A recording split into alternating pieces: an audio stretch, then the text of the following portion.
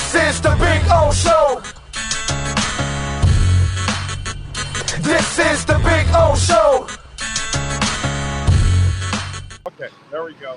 All right, Manny. Did he lay on the sword tonight? Did he leave no doubt this is all on me? What's the deal? Well, I certainly think everybody's taking responsibility for this. I would say the one encouraging sign, is that, and look, I know they're 0-2 in ACC play, and it's a long shot they'll get anywhere near the ACC championship game at this point. It would have to be a crazy, ridiculous thing for that to happen now. The season is basically get to a bowl game at this point. But I can tell you that there's nobody who walked off the field tonight looking like a quitter, like in the sense of, hey, we're done. Our season's 0-2 in the ACC, we're quitting. I didn't get the sense at all of that. I think they're angry. Ruben Bain was crying. Tyler Van Dyke was mad. They care. And I know that they're supposed to care. I know they get paid to care. I know that it's the way this is supposed to be. But considering where this program has been for a long time now, where you have a lot of guys who quit, a lot of guys who don't give a damn, who enter the transfer portal, all that other crap, I can tell you, being here in person, talking to these guys afterward, there was real pain and anger that they lost this football game tonight. So, and I think it was a mutual across the board thing. It wasn't just Mario falling on the sword. But I think he also acknowledged, that there's just certain areas on this team that they're not good enough yet. And he needs to continue to recruit better, and he needs to keep improving the team. So that's what I have for you as immediate thoughts. What did you want him to fall on the sword? Yeah. Well, I do want him to fall on the sword to make sure that the shit that happened last week does not happen again. Because really, right. I got to say, it's completely out of character for me. Totally out of character. And right. One of the things that I've been talking about with Mario, unfortunately, is that he's a great guy. He's a fantastic recruiter. He's an incredible worker, all those kind of things. Unfortunately, the one thing nobody's ever labeled him is a great coach. Yeah. And that's what he needs to start to prove, that he's a great coach. And bro, you screwed up with the first hires of your assistant coaches. You got to clean the slate. You bring him, and now this guy's out on the field, keeping that drive alive, which led to points. It just, there were the mistakes that are being made by players, coaches, or calls. These are the things that have to improve around Mario. It's nice to know that they want to fight and that they're emotional about it and all that, but I wonder if they also cry because they're going, like Matt Lee. It's almost like he was, like somebody was trying to reason with him on the sidelines. That's what it looked like in that video. He was all pissed off about what was going on again. That kind of stuff. Yeah, I mean, listen, I think there's certain guys on this team that feel overwhelmed, right? In the sense of, I can't have any screw-ups. I got to play perfect, right? And I think there's certain guys on this team that feel that way. Matt Lee made one mistake tonight. He snapped the ball low to Tyler Van Dyke, and it resulted in a huge turnover. So he was beating himself up over that, And again, I think, look, you and I, when this season started, what did we say? 7-5, 8-4, get to a bowl game. The win over Texas A&M for a lot of us, right, made us think, man, these guys are really better than they are. And the reality was they weren't. And there's still holes, and there's still, look, there's things that they've improved quite a bit. First of all, get it. The O-line until tonight really hadn't given up sacks. And then tonight they were playing from behind. And what happens? Their team tees off and they beat a couple of your guys. The Mawanoa one was on a 3-man rush. Oh, I know. It's like out of all the times to give up a sack, come on. This is like that. No. That moment was like, okay, nothing's going to go right for these guys. Really? No. Right. No. Listen, that sack was killer because, you're trying to fight your way back. You need protection. To give up a 3-man rush sack is. But again, it's like there's certain position groups on this team that have to play perfect. The offensive line has to play perfect. They've got to give Tyler time to throw. They've got to, every play, like, they can't have any bad snaps. So it just shows you there's other deficiencies on this team still, right? There's still deficiencies that need to be addressed with personnel. And tonight was one of those nights where you get to the goal line, you fumble, you needed that touchdown, right? You get a 4th and 1, and your coach is so angry because you can't get the substitutions right. He runs out on the field trying to call a timeout because he's frustrated and pissed, and it costs you 7 points. Like, those are things, again, it's like small things, but they turn out to be huge when you don't have other guys that are capable of stepping up and overcoming that, right? Like, we knew the cornerbacks. They gave up 500 yards of offense. How many times did Tez Walker? We knew the cornerbacks were not good coming into the season, right? We talked about that in the preseason. And yet, they finally got exposed tonight because the pass rush in the second half wasn't there. So, Tez Walker is pretty good. What do you think Keon Coleman and FSU is going to do to them? Dude, what do you think of declining the penalty? I mean, I don't know if it really mattered in the end, because if you give Ray 2 shots, he's still going to kill you. I mean, that's the problem, and I think the problem was they got caught playing the game. Like, hey, we're going to play coverage this time. We're not going to blitz. And anytime they decided to play coverage, Drake May was like, dude, whatever, bro. Like, I'm going to stick it to you. So it was obvious that was the bad bet. And he beat them every single time they dropped back in coverage. And they had to bring pressure. And he didn't play a great game, actually. No, he was horrific. He was really bad against them.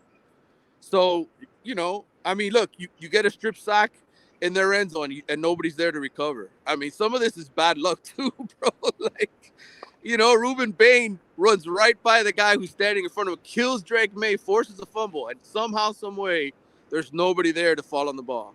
Yeah. So, even the missed snap, think about it. Go back and look at that play again. Tyler drops it, and it's right in front of him. And because it's wet and it rained at halftime, and he goes to put his hand on it, it gets kicked. Next thing you know, it's in the.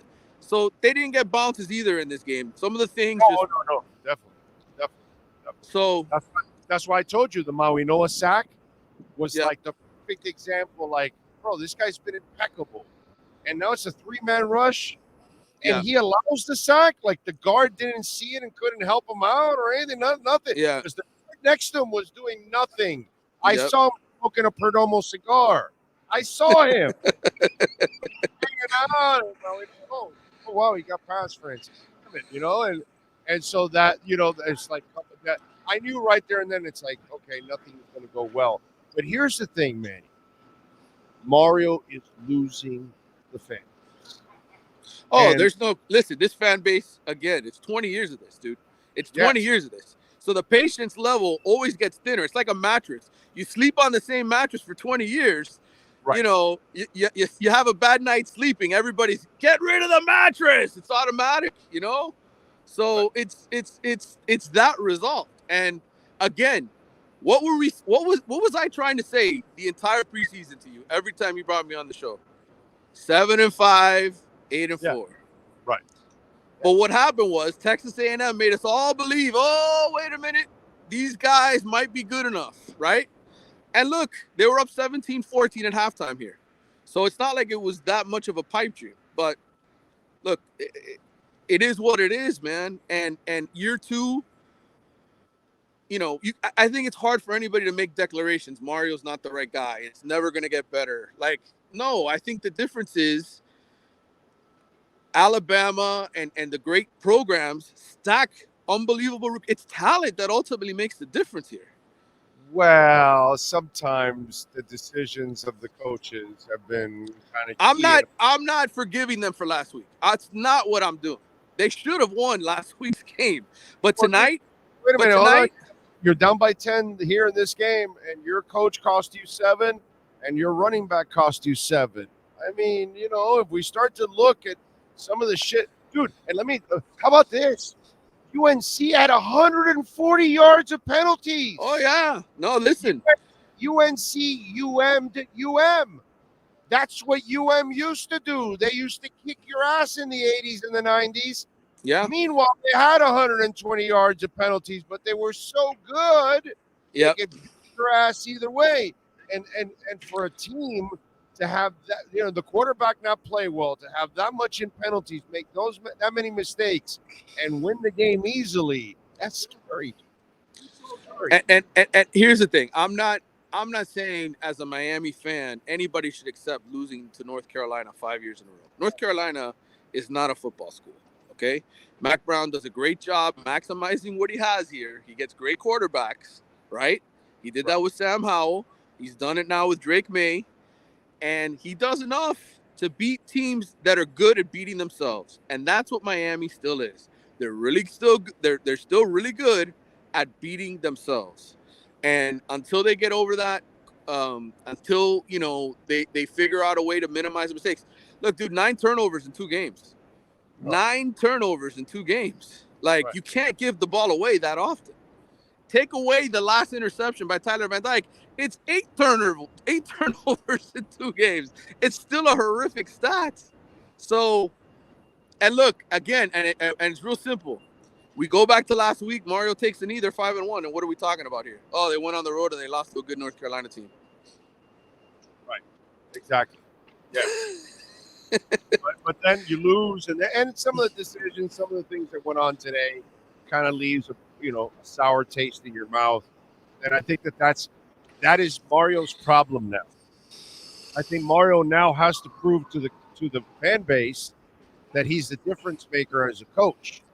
This whole thing about outworking people and out recruiting people and all that shit, bro, that can only go so far now. Now you've got to prove it every Saturday.